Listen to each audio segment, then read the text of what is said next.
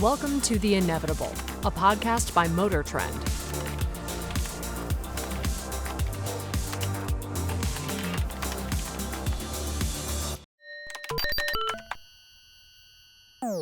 Hi there, and welcome to The Inevitable. This is MotorTrend's podcast, our vodcast about the future of the car, the future of transportation, the future of owning an electric vehicle where you don't necessarily own a home. How are you going to charge it? And we're going to discuss that with our today's guest. But before we get to that, this guy, Ed Lowe, has a special message just for you. The Inevitable Vodcast is brought to you by the all-electric Nissan Ariya, inspired by the future, designed for the now. And right now, we're going to have our one question of the episode. Comes from nowhere. Did you hear there was some kind of election? No, I missed it. Missed it? Yeah. So apparently there's going to be a new president here in a few days. A new old president. New old president. New old stock. Yeah. We won't go deep on our personal feelings about it, but I think there's some questions around what this means for this podcast. Well, it means we're going to keep doing the podcast because clearly, apparently, podcasts got him elected. But what does it mean for the auto industry at large? And I think there's a lot of theories abounding. There's some jokes about who should maybe be over at the Department of Transportation. I'll just look at the camera, put my hand up. President Trump, I was on Fox and Friends numerous times talking about cars. And I probably do a little bit worse job than Pete Buttigieg because he's pretty good, but I'm available. Well, what do you think, John? What's coming for the auto industry, for EVs in particular? It's the wild card, weirdly, and maybe by design, is this Musk character who has emerged as Trump's number one friend. Like apparently, I was reading this article, like the Trump's inner circle are freaking out that they can't get Musk out of Mar-a-Lago. He's just living there. He's on phone calls with Zelensky, like closer to Trump than Vance. Yeah. Apparently. Have you heard from JD Vance since the election? No, you've only heard from Musk. And so like this guy Musk, he's the CEO of a pretty big electric car company. So I don't know, there could be bad things where Tesla's already out of the $7,500 federal credit you get for buying an EV. They can't give any more out. So Musk might say, hey, let's not bother renewing that. That's government waste or whatever. And that would hurt other EV startups and other car companies. Or, he might think of, rising tide raises all boats. I doubt he'd think that, but, he might think that. The unintended consequence, though, is if you get rid of regulations, like what they're talking about doing, that might actually speed up the electrification of the automobile because if it's just pure economics, well, there's no restriction on mining. You want to pull lithium out of the ground? Out of my backyard, go nuts. There's no law preventing that. And one of our guests from another episode was saying that right now with hydrogen production, it's not very green. You're taking natural gas and you're burning it to create hydrogen. Well, if Biden's policies continued, you wouldn't do a lot of that. You'd try and only use renewable resources to make hydrogen. But hey, no regulations. Right. Do whatever you want. Burn all the natural gas you want. Make hydrogen. Boom. The hydrogen infrastructure's there. It's not the cleanest. It's still cleaner than diesel fuel.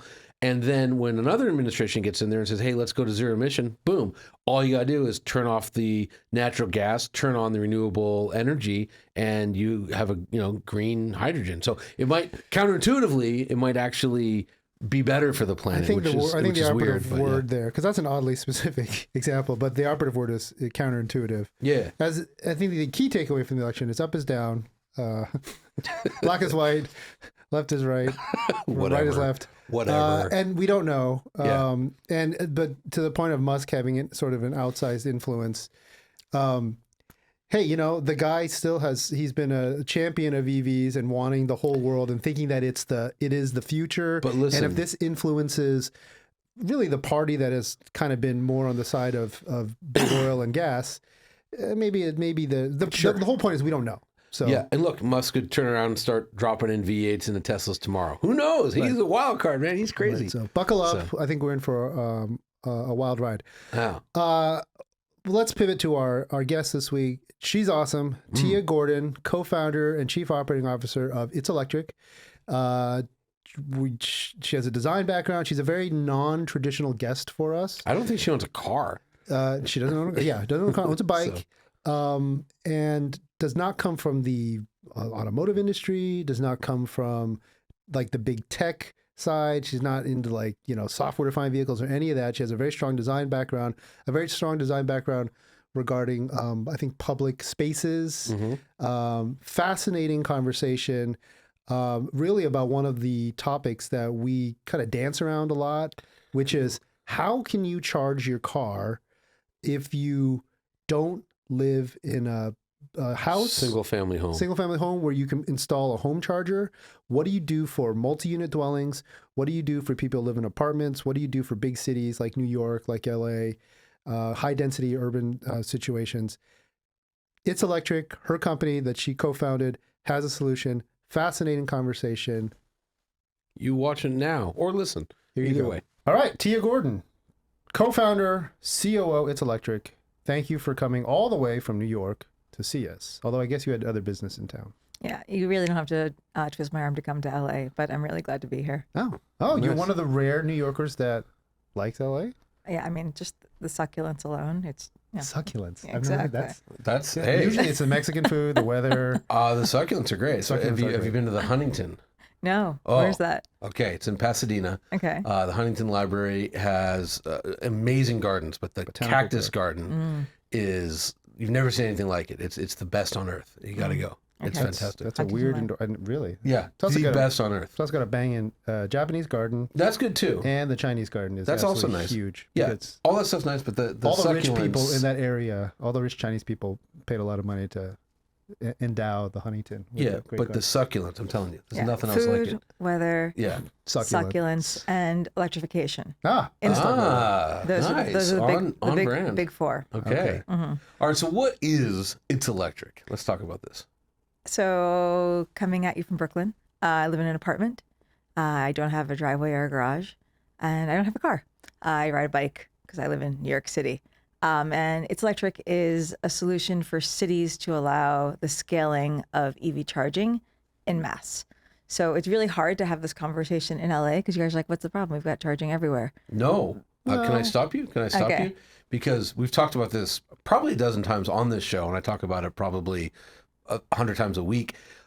For people that don't own their own homes, so in other words, if you rent a home or you live in an apartment, the barriers to putting in a level 2 charger are massive for no good reason, but they're massive. And I've mentioned this several times too. I was in Norway where they just said everybody gets a charger. And my friend lives in an apartment, and he picked me up from the airport in his Model 3. And we got to his garage, and he got out of the car and plugged it in at his apartment. Yeah. And I looked, and every single spot had a box, and you pull the cable out of the trunk. And I was like, wow, why aren't we doing this in America? Yes. And exactly. So It's Electric is laser focused on solving this problem here in the United States, both East Coast, West Coast, and perhaps in between. Like you said, it's really impossible to charge if you don't have that home driveway or home garage. And the reason why is because right now, all the other charging companies, when they're trying to install a public charger, L2, not even L3 or DC, they need to do an inter-utility connection, right? So they need to connect to that utility. They need to basically trench 7 or 10 feet down, connect to the main transformer, high voltage, down convert, customer service box. This is expensive. This takes a lot of time, and it's slowing down everything because it delays the ability to see infrastructure, which then delays the ability for people to say, I can get an electric vehicle, because right now no one knows where they can charge, therefore they don't make that choice. So compare New York City to London, right? London has 6,000 curbside chargers ready to go. And that's because the accessory fee, the power that goes to their streetlights and their lampposts, is all 220, 240. It's good to go. In the United States, with the exception of LA, we're all 110, 120 in our lampposts. So LA is the one exception, but everywhere else in the country, we can't just like retrofit existing street furniture. So I did not know that. Really? Yeah, fun fact. Oh.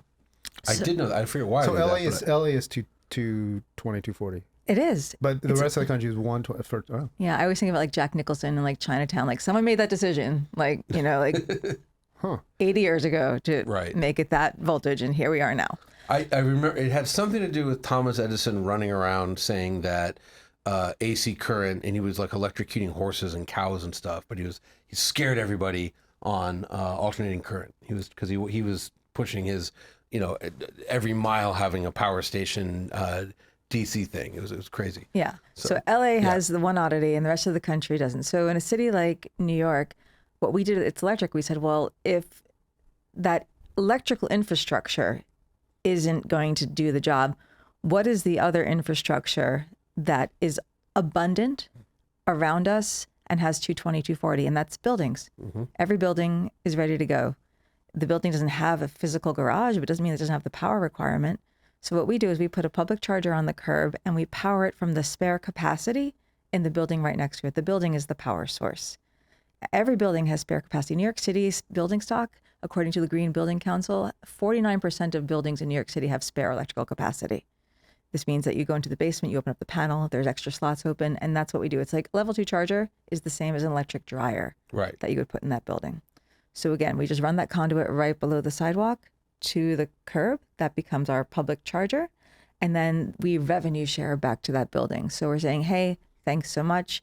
Your bill never goes up. We have a direct meter, and we're giving you passive income every month from anyone who parks and charges at that charger. Now, Wait. This is great, because my first question, and I did a little research looking you up, is like spare capacity. So you answered that. So really, there's that much capacity Yes. in, like, I mean, it's what do you say, 49% in New York City. And is that like, what about, I mean, like a huge apartment building? Yeah, I mean, new construction even more so. So we did our first pilot in Sunset Park, Brooklyn, Transit Desert, no charging. Old bank building, hadn't been touched it was built in the 80s.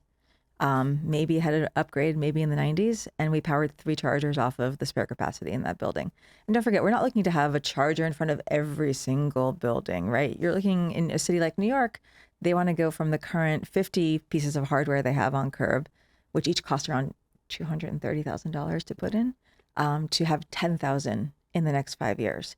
So if you spread that across the 5 boroughs, you're talking about having a charger, like every 5 or 6 blocks. It's not like you're having a charger as a domino row as far as the eye can see. Okay.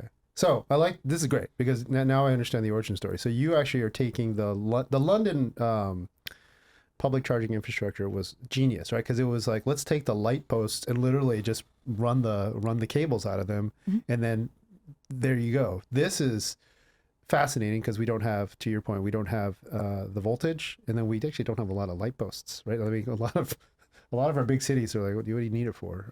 And they've been brought down to LED at this point too. Okay. So. Right. So, but what's super fascinating is your initial disclosure that you're actually really focused on solving this at the curb, and not, to Johnny's point or your point about apartments. This is the mud problem. Multi-unit dwelling has been globally, except apparently in Norway. Apartment buildings, it's horrifically expensive to retrofit chargers for certainly every parking space or every other or whatever. Most landlords do not want to do it. You mentioned, can you just break down some of the cost barriers to some of these MUDs or other solutions, right? Like, because I've heard your the level 2 I have at home with the wall box, I just looked it up, it was $900, so that's not very much. But like the higher, the level 3s are like 6 figures. Yeah, but we're not talking level 3s. We're talking. I know, but that's why Hertz, its electric solution is simple, elegant, affordable, right? Because my understanding from Kyle, from Out of Spec Kyle, is the level 3s are like 6 figures, and then the construction build out is another 6 figures. Correct. Typically, or more, right? Or Correct. more, Yeah. And a level 2 build out is, again, it's, you can buy a charge point, for about $800 if you want like a very basic L2, right? But then your construction cost for that inner utility connection is still 6 figures.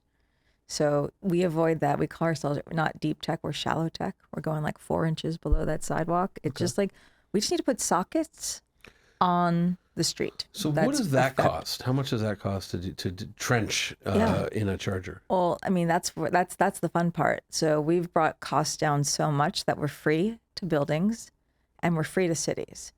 So What do you mean you're free? We're free. Like, but They pay for it. Yeah, the drivers pay for charging. But the building, the multi-unit building, or that city, they don't pay us anything. They just give us permission. So you just do it. You have a way to do it that it fits in your business plan. Yeah. Okay. Basically, we strip down everything off of chargers. My background is in public-facing design, so I don't come from transportation. I don't come from energy.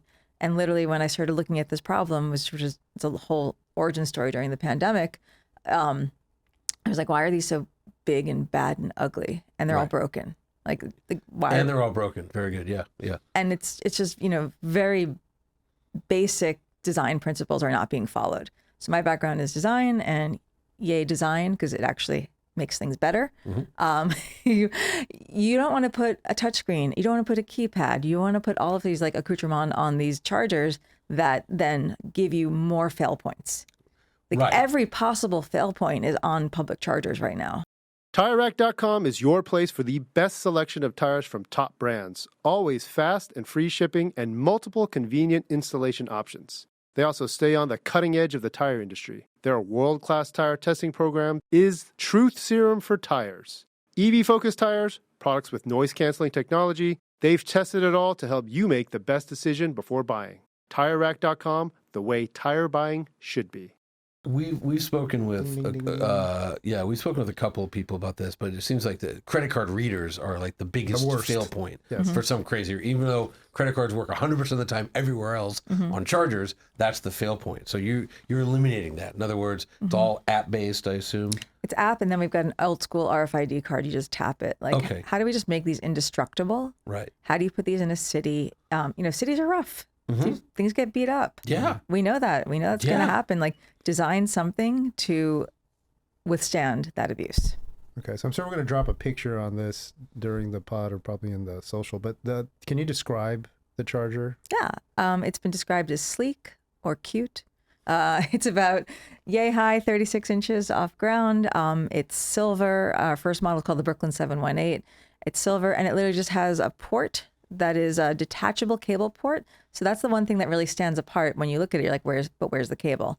So we like to say, not we are just European. We're the only BYOC, bring your own cable solution in the United States.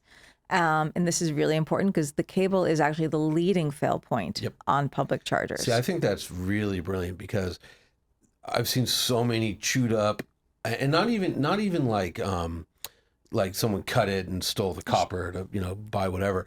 No, just chewed up from like falling on the ground and it's whatever, and they're disgusting.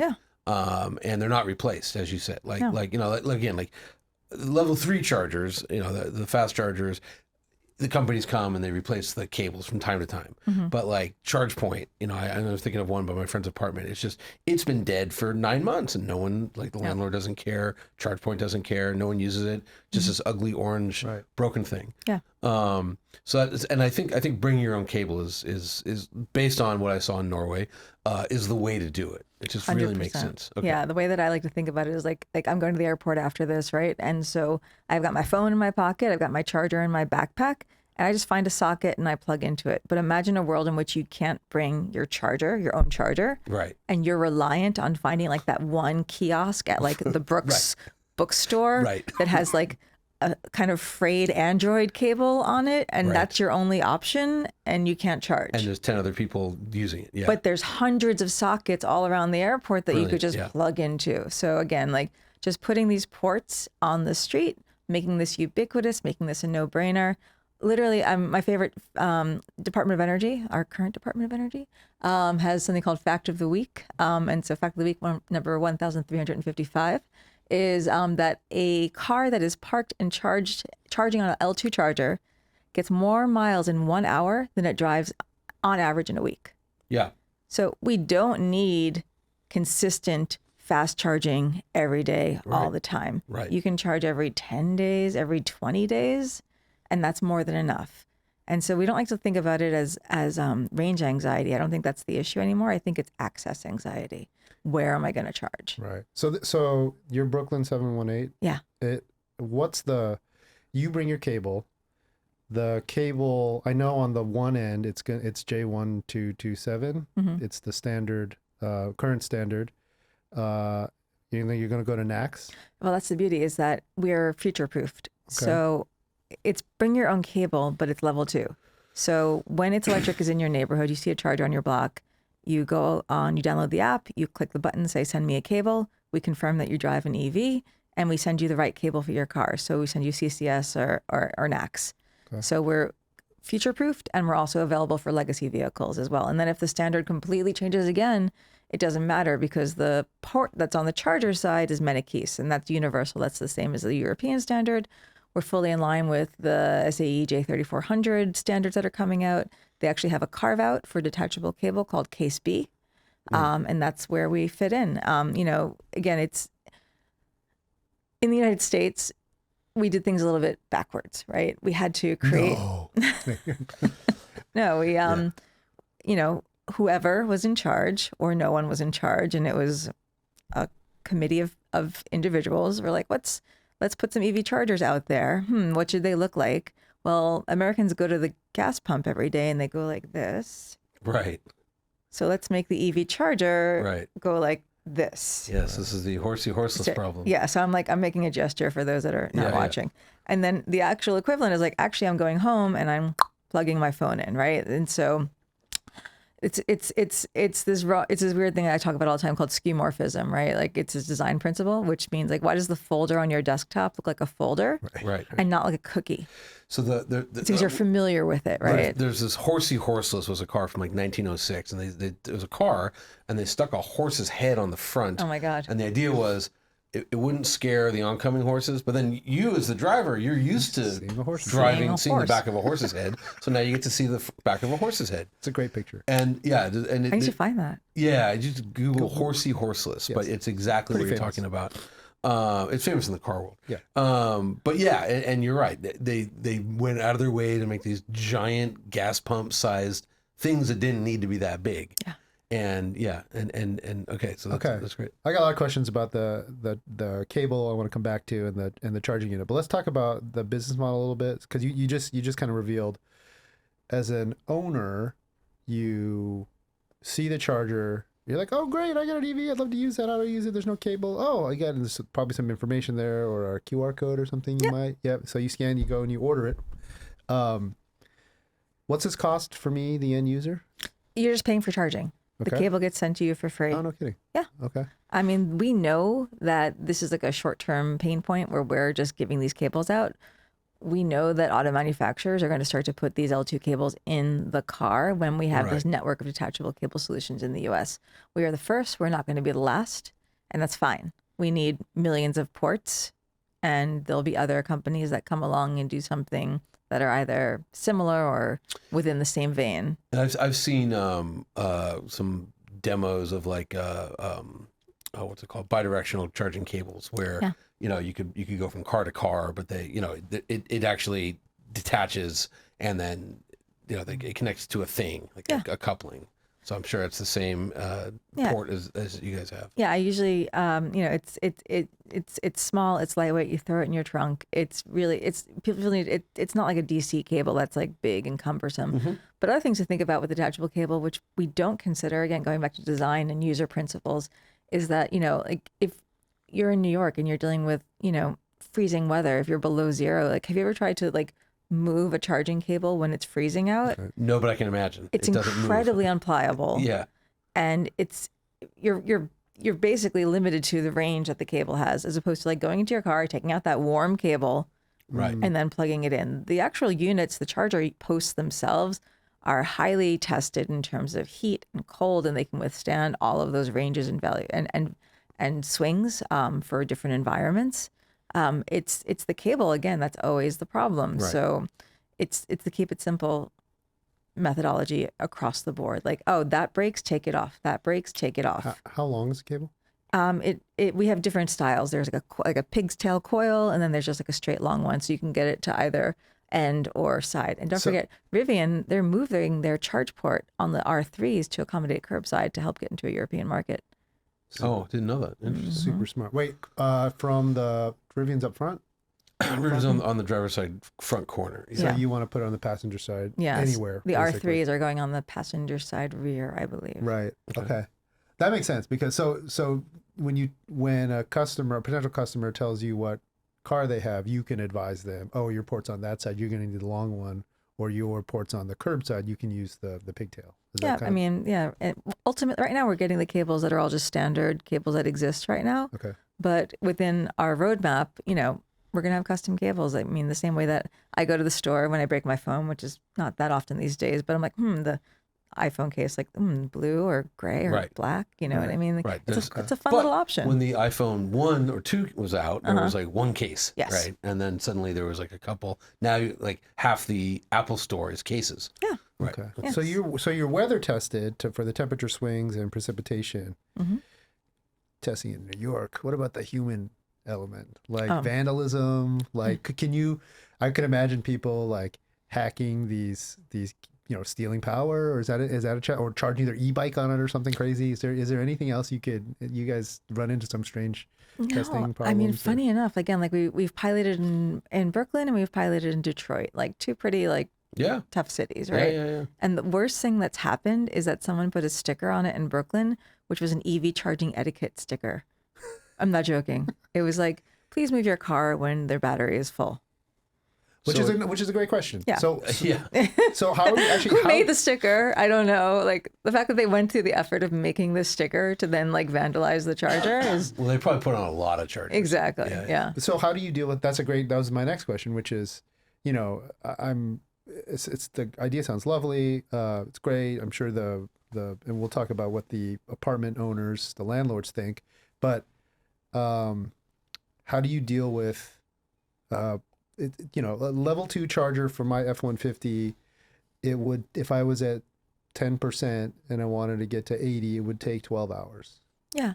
And then can I park there that long? What's the sign say? Is there also a parking meter next to it? Like how does this work? 100%. So what we're also trying to do is really influence behavior change around charging.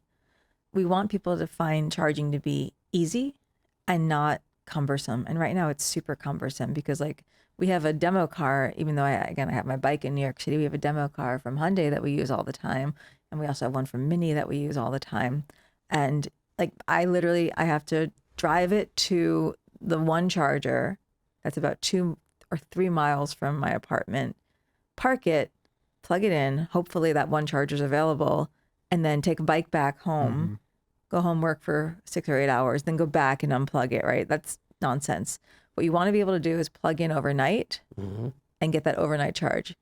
And even though, again, we don't have to work with utilities, that's, we're avoiding that inter-utility connection, we really enjoy our relationships with utilities because we're working to help encourage overnight charging when demand charges don't exist, when peak use is at its lowest. So even though you're saying 12 hours for the F-150, it's a larger battery, most batteries are around 6 to 8 hours. So again, assuming a car's coming in at 20%, 18% battery, you plug it in and you wake up, you have that full battery. So we're available 24/7, obviously, once we're installed, but really trying to get people to get into that overnight charging habit.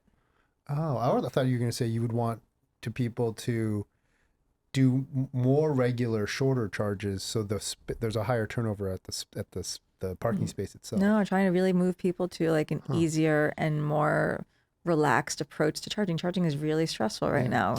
And that's the thing, though. If as an EV owner that owns a home, like I never think about charging because I just plug it in. And when my battery gets below 20%, I plug in. When it's not, I don't think about it. Yeah. And my phone is set up to tell me when it's whatever. It just I can look at my it's a widget now on the lock screen, and I can see what it's at, and that's the only time I think about it. That's exactly right. And we want to bring that ease that you're experiencing with that home charging to people who park on the street. Now, what about MUDs? What about people that live in apartments? Yeah, I mean, so again, that's sort of like an LA, New York thing too.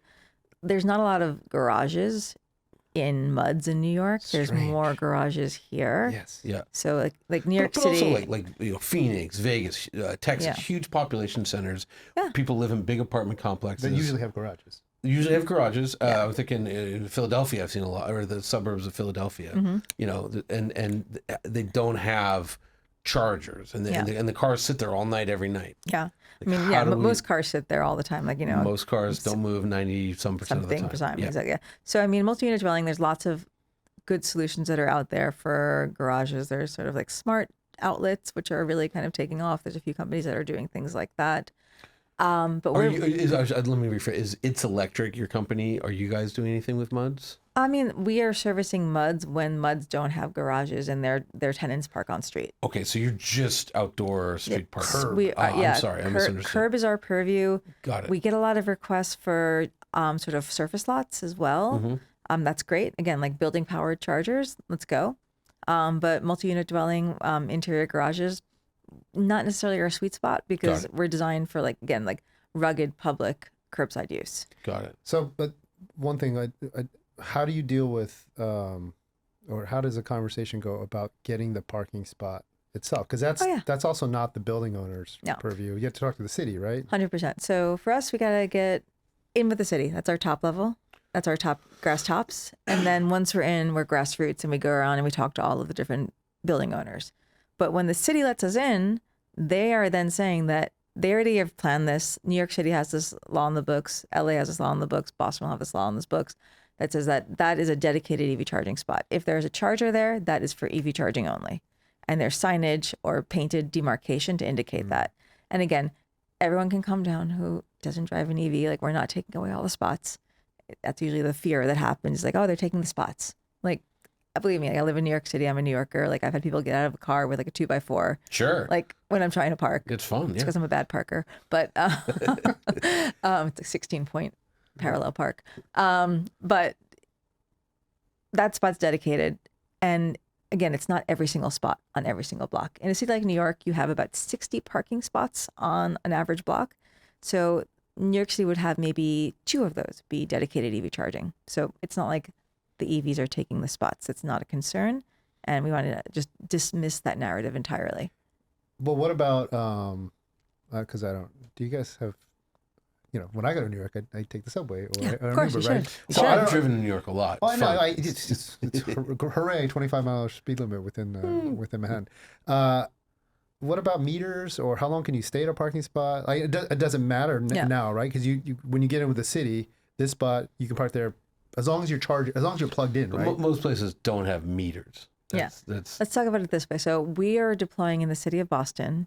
They have incredibly progressive administration, right? Like, let's not disassociate EVs from climate, right? Like, the two go hand in hand. Right, of course. And cities that are leading with climate principles are also leading with EV infrastructure. Right.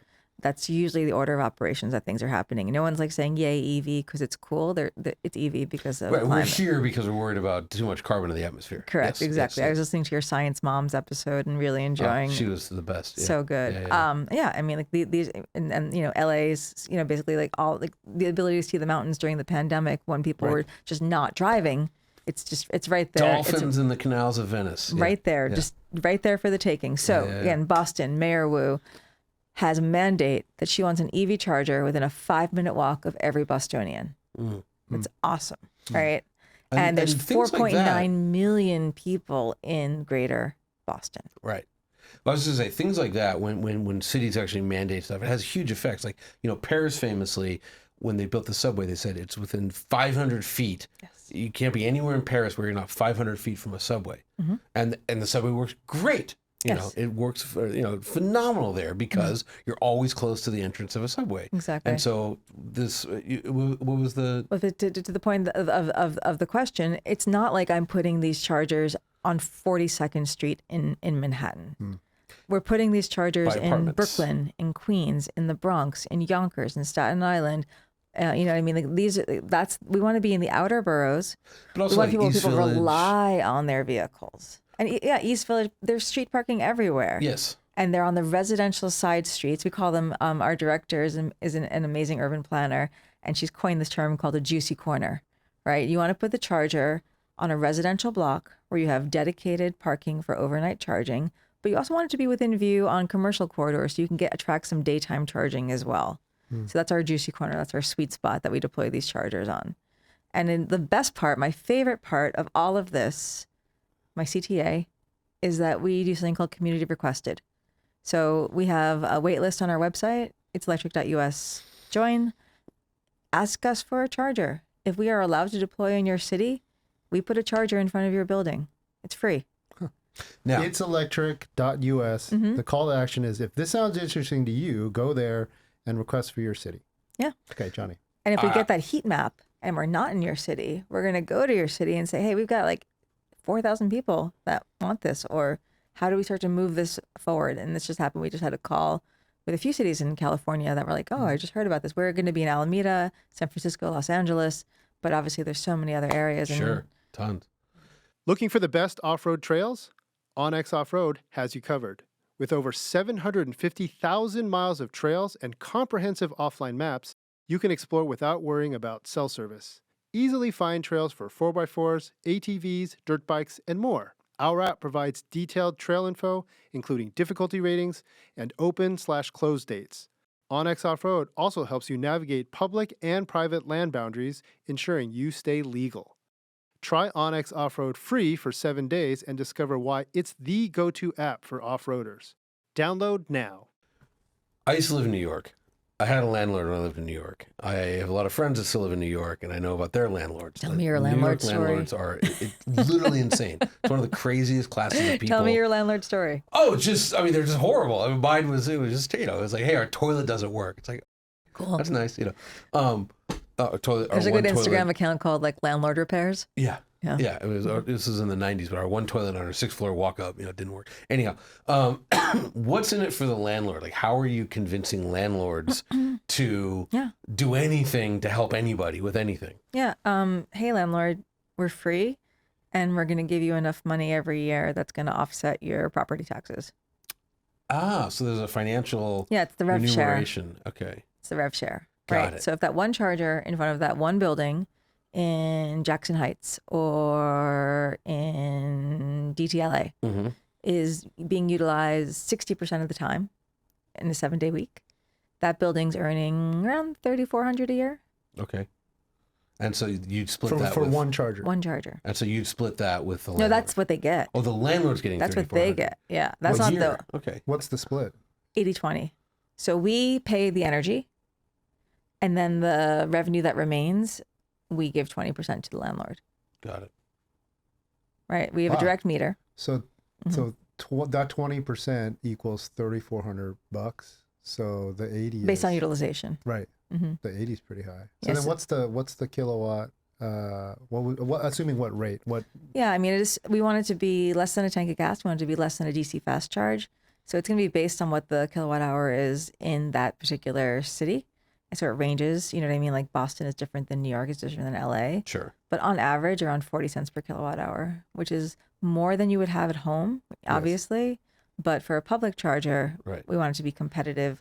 And also we have incentives to bring that down even lower through work with utilities that are giving preference for, again, overnight and preferable rates. What's your home rate? You know. Like 20 or 21 cents a kilowatt hour, something like Yeah. that. Yeah. And if you live in Although, yeah, that's off peak. But also, there's a DWP. I got to look into it. They have this program where it's like 0.02 or something, some crazy thing. It's like to try and get people to convert. Yeah. Yeah, no, I mean, I- like it's. I found it and didn't forget to do anything about it. But yeah. Yeah, do it. I mean, like. Yeah. No. It's.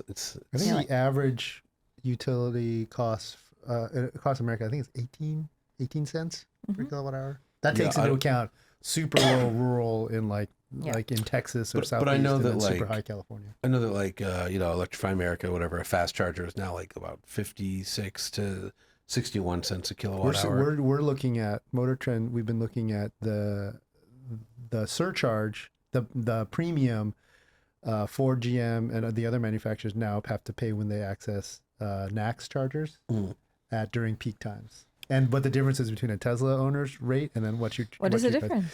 It can be, I think we saw, actually I shouldn't comment. I think Christian was looking at this, maybe like 10 cents a delta, which is pretty, I think Favoring NACS? favoring Tesla. Yeah. Yeah. So it's kind of like, So if I'm charging on CCS, I'm paying 10 cents more? Yeah. Why? so they, Oh, that's how they make profit. Yeah. that's how Alright. that's the Opening incentive the for them network. for opening it up to the network. Alright. Yeah. Anyways, Someone's paying for it. this is great. Yeah. It's fascinating. Well, so that's in theory that the landlords get some money back, but have the conversations with landlords generally been like, have they been receptive, or they're like, get out of my, I don't care, I don't want anything to do with this, or how does it go? We're just getting started, right? So right now we're just basically pulling from our wait list. It's just like inbound, and it makes it very easy. Okay. We're starting to go outbound now to kind of like scale this solution much larger. And it really, for us, we don't worry about conversion. Like if someone's like, no, thanks, we're like, cool, let's go down the block and talk to that guy. Right.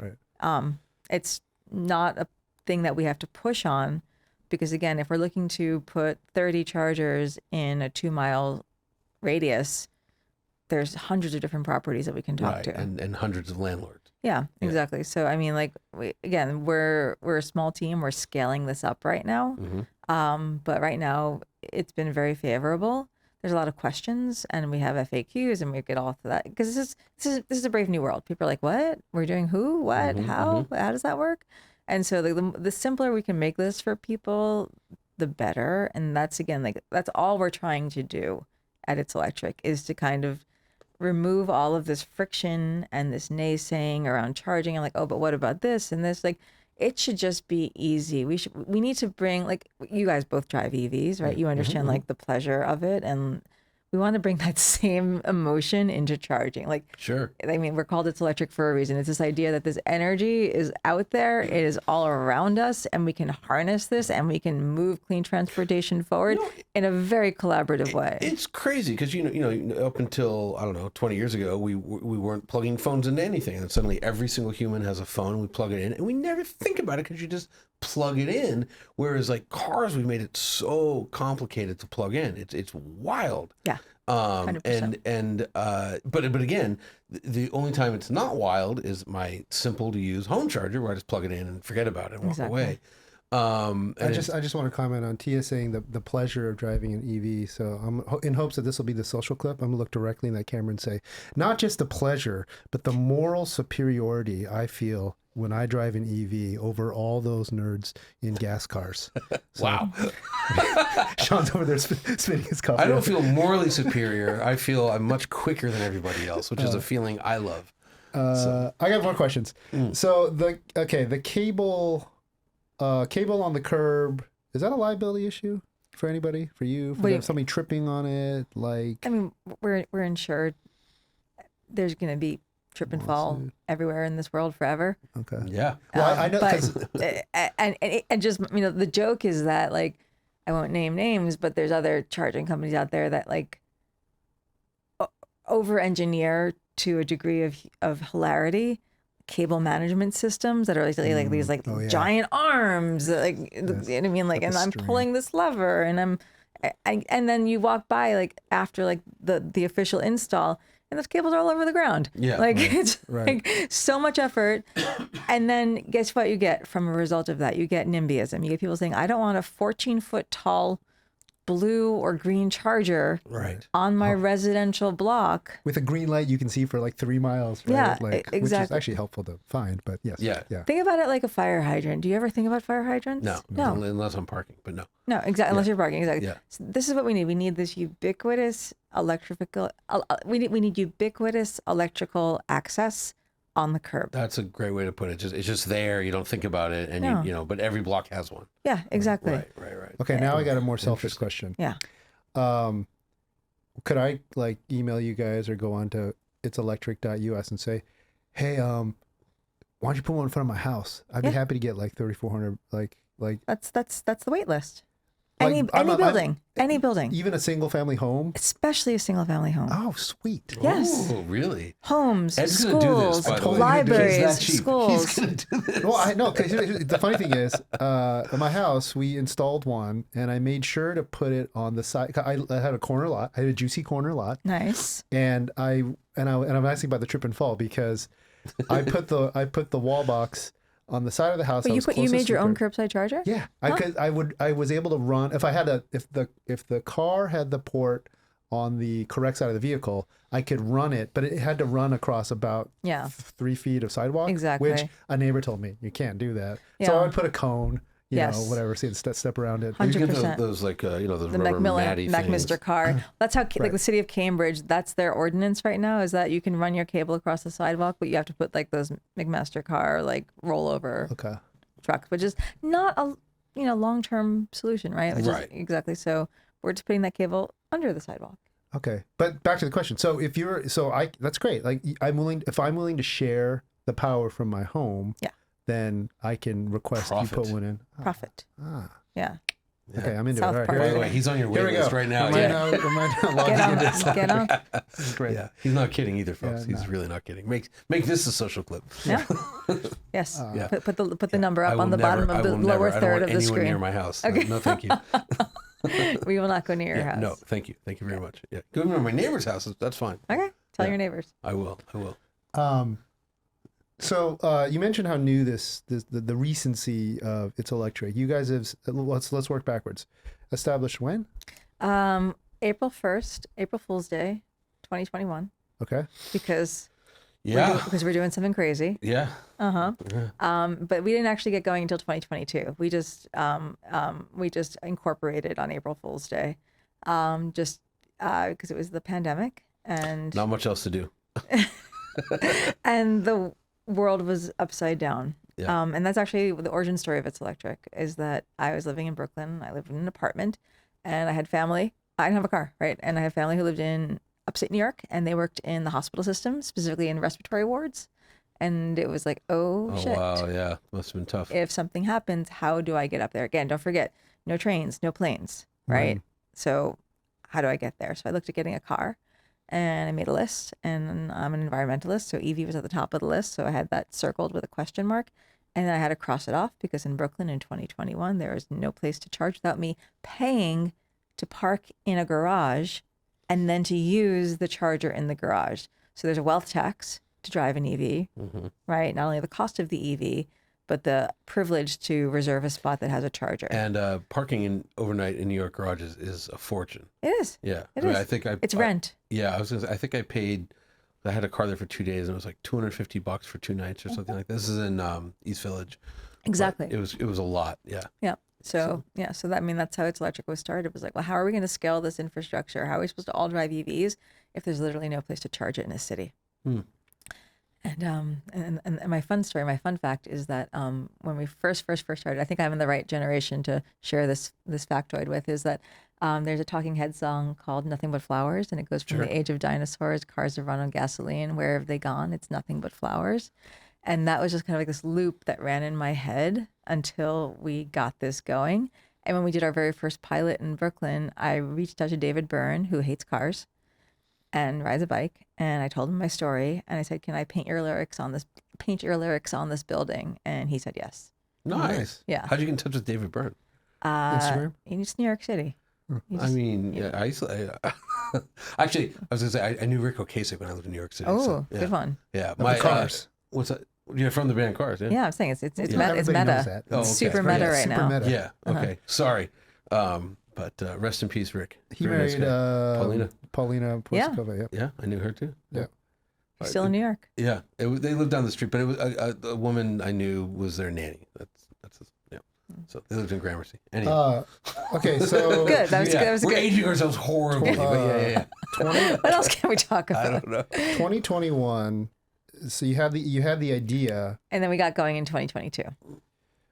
and you have a co-founder. Yeah. And I mean, what were the So where did you get like how many what ideas were thrown out on the way to let's do what a kind of version of what London is doing but without the light posts? It wasn't even that sophisticated. Oh. My co-founder is an architect with a background in oversight of specialty engineering. My background is design and technology. And in the pandemic, during the height of it, everything was closed. Parks, playgrounds, stores, restaurants, museums. Let's not forget, we've gaslit ourselves. Everything was closed. Yeah, and New York was really bad. Yeah. Yeah, New York was really bad. And we don't have, we can't just go, we're not very close to a national park or anything Sure. like that in the city. So everyone was just taking walks. Like everyone was just like, you would wave to people across the street because you have social distancing. Right. We lived through this. It happened. Yeah. And what you saw when you were taking these walks, you saw that a lot of roofs in New York City, because of local law 97, had solar. Right. And we were like, that's interesting. Like, and then my co-founder was like, oh, not my co-founder at the time, but a person who I was walking with said, wouldn't it be cool if somehow like the solar on the building could then power an EV in front of it? And I said, cars powered by buildings. And we started riffing. And we then kind of backwalked that into our understanding of how it happens in the EU, the UK, and the Nordics, and made the parallel and the corollary to the understanding. Like it all happened at the same time. Like, oh shit, need a car to get out of the city to see family if they die. Right. Oh, sorry. Oh, need to do that. Like, Yeah. you know, oh wow, like there's no infrastructure yet. We have to make this transition in 5 years. And then my background in design and building things. So like the biggest project I worked on before starting It's Electric was the public facing tech, basically any kind of hardware in public space. And it was for all of the tech at the 9/11 Memorial and at the museum in downtown Manhattan. So that was my project that I worked on for 8 years. And that's seen now over 43 million visitors. So in terms of like, how do you build something that doesn't break and that lasts? And the answer is you keep it simple and you make sure that user experience is at the forefront of the work that you do.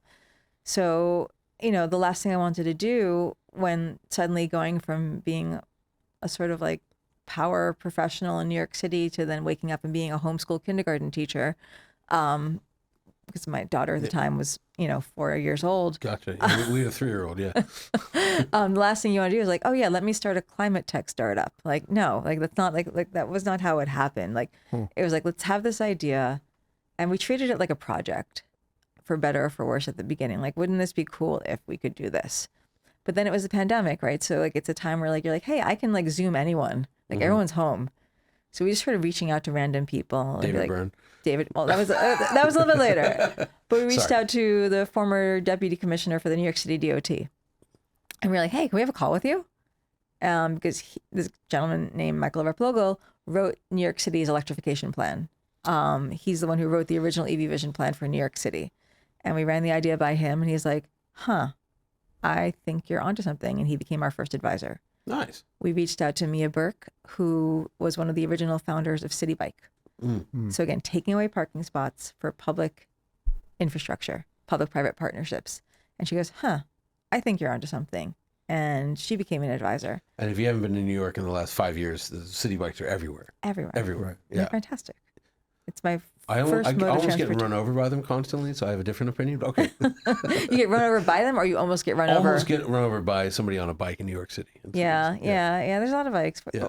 I'm a responsible biker. Yeah. I wouldn't do that to you. Yeah.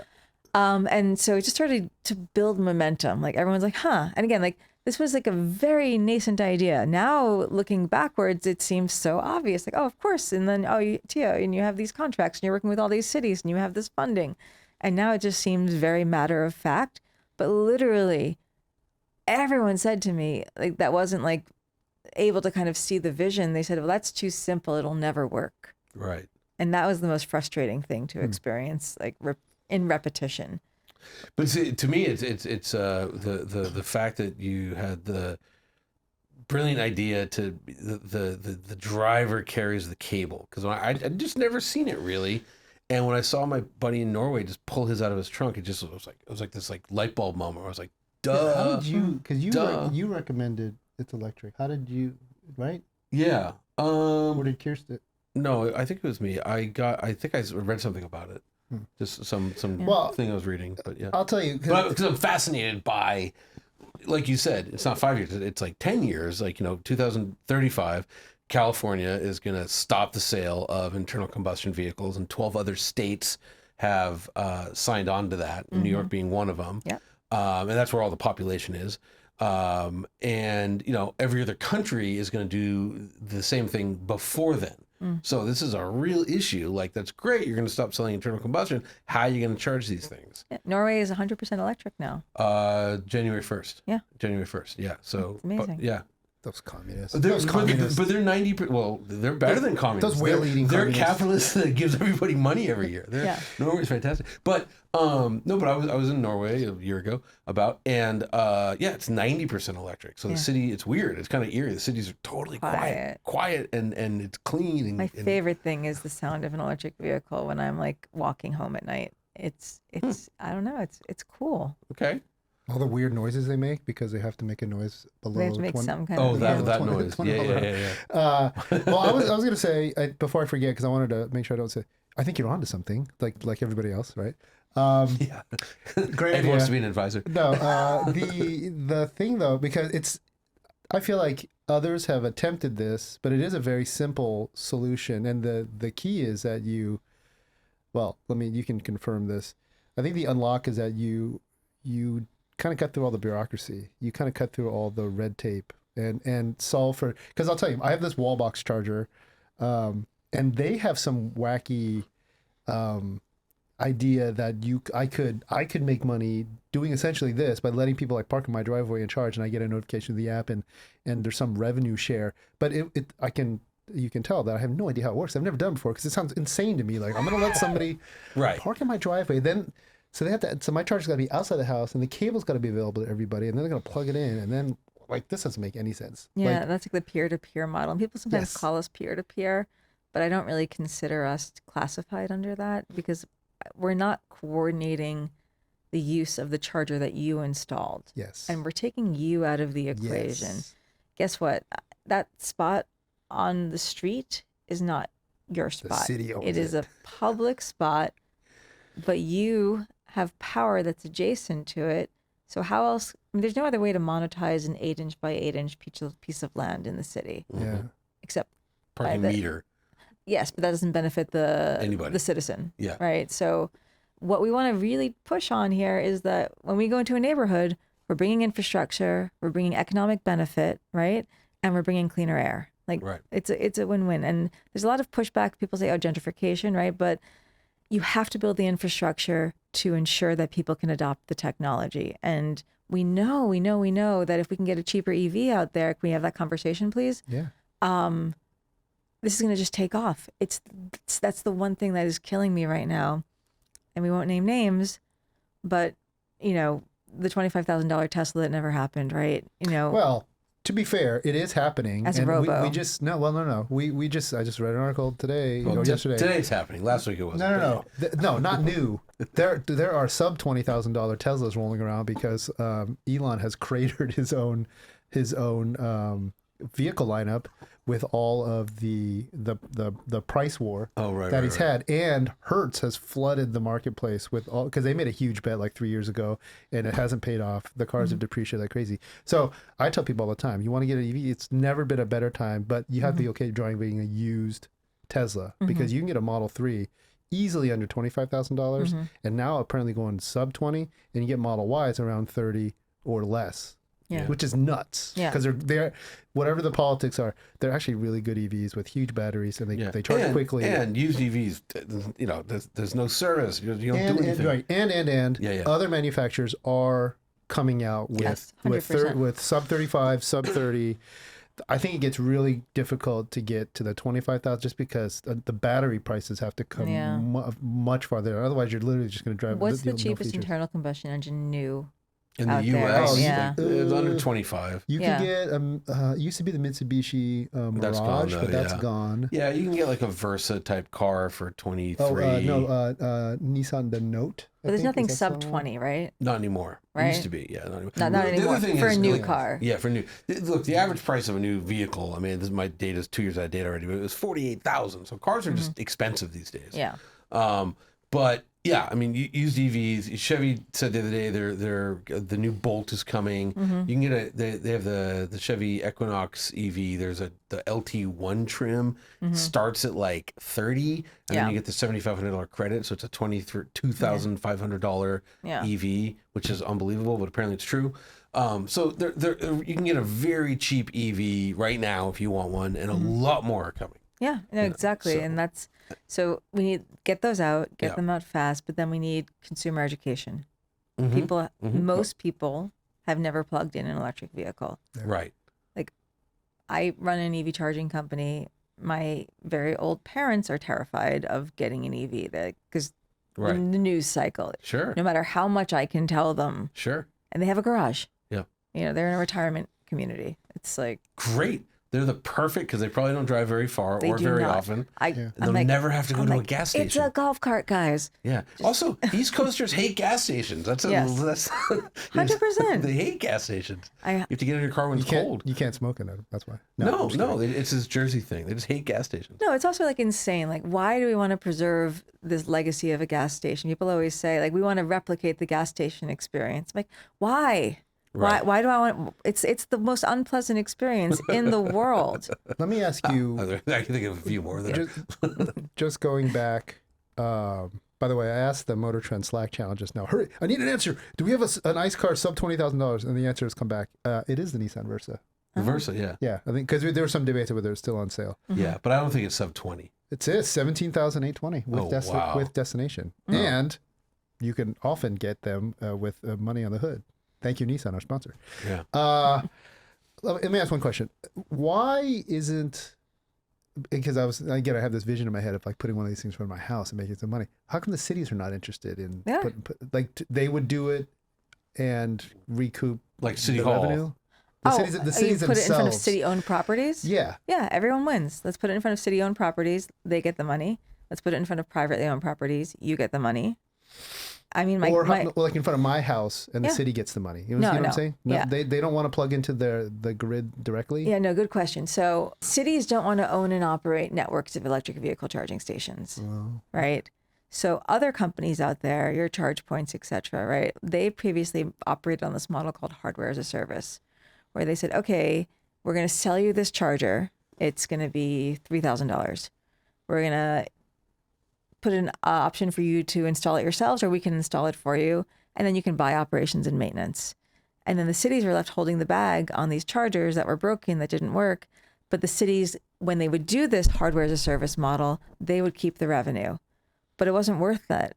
And so we want to make this easy for everyone. Okay. We're partnered with Charger Help, if you're familiar with them, LA-based amazing company that is basically out there. Their whole job is just making sure that chargers have 98% higher uptime. That's all they do is make sure that Like chargers work. Ford's Charge Angels or whatever. But we also designed our again, like everything that was broken about chargers. So I am rubbing my forehead right now. Everything that was broken about chargers, we tried to just do the opposite. So apropos to the having a 4-year-old during the pandemic, the charger is actually designed like a Lego. So there's a subgrade unit, and then there's the top that pops on. So if our charger goes down for some reason, and shit's gonna break, I'm not gonna like pretend like something's not gonna break. We're not out there like rolling out a truck, doing diagnostics, waiting for a part. We literally roll in, we pop that top off. It's less than 40 pounds. I can lift it. It gets thrown into the back of a van, and we put the new one on and we drive away, and it's working. So modular, clean. And then again, with the component of the cable being the thing that breaks the most, even if someone breaks their own cable, no problem. Here's your new cable. Right. Everyone else's cable still works. But I think also like if it's your cable, you'll take a lot better care of it than if it's a thing in public. 100%. Yeah. That's how it goes, right? Yeah. It's just, that's how Americans are. Yeah. Mm-hmm.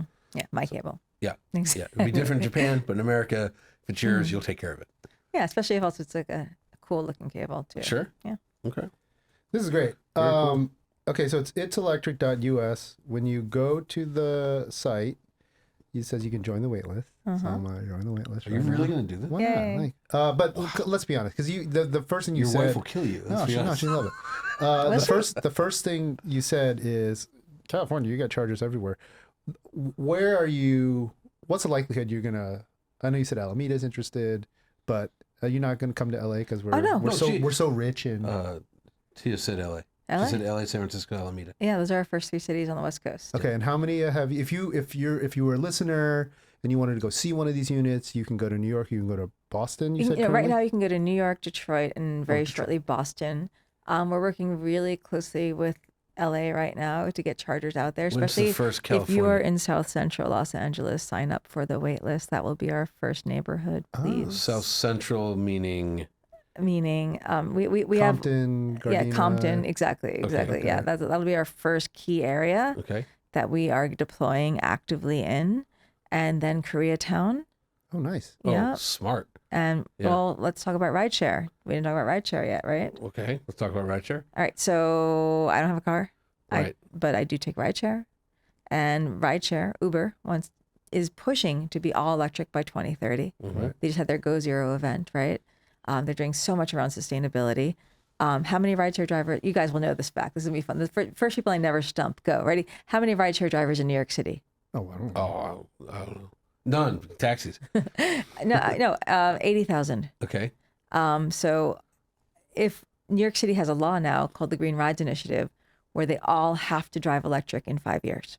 Oh, wow. Yeah. So 80,000 vehicles will have to be electric. In 5 years. 5 years, yeah. Okay. So we're going to need a bigger boat because we have 50 public chargers. So That's insane. But go ahead. She made a Jaws reference right there. No, I got the Jaws reference. Exactly. I'm saying the insane part is New York City's 8 some odd million people, and there's 50 public chargers. 50 public L2s. Yeah. Yeah, that's wild. Yeah. No, New York City has big goals, big ambitions, 10,000 in 5 years. But man, they're behind the ape. I mean, they're just behind. Like that's crazy. We're trying. Yeah. trying. No, I'm glad you're trying. I'm just like We're doing the a number lot. is shocking. We're doing a lot. We've got a lot going on in New right. York right now. Okay. And so I don't know about you, but last time you were in New York, perhaps, how long did it take you to get from like Midtown to the airport in an Uber? Forever. Yeah. Yeah. It's an hour and a half. Yeah. So right now, Uber drivers are losing wages because they've got to drive out to the airport to get to the chargers. And then they got to drive back into Manhattan to pick up their next ride. Oh, that's ridiculous. Yes. Yeah. Okay. They can obviously pick up a ride from the airport and bring it back, but still, so that's why, we're thrilled. Like, part of our most recent funding round in terms of like our growth and where we've come has come from Uber because we're working to help put chargers in the neighborhoods where their rideshare drivers are just going home and parking at night so that parking is equivalent to charging. Right. Huh. And as we know from a few episodes ago, man, Uber's got some cash. So Yeah. that's great. No, this is awesome. And Very cool.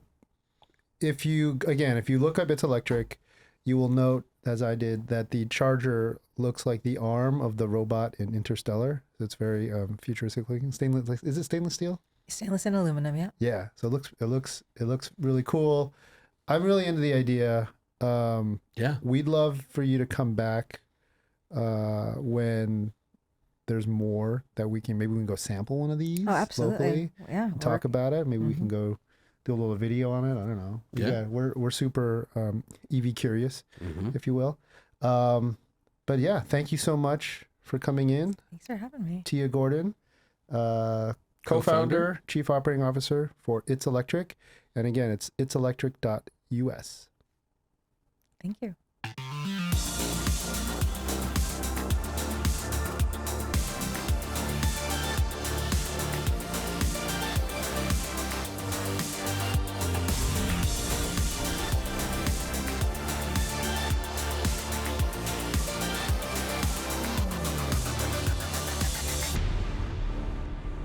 The Inevitable Vodcast, brought to you by the all-electric Nissan Ariya. Inspired by the future, designed for the now.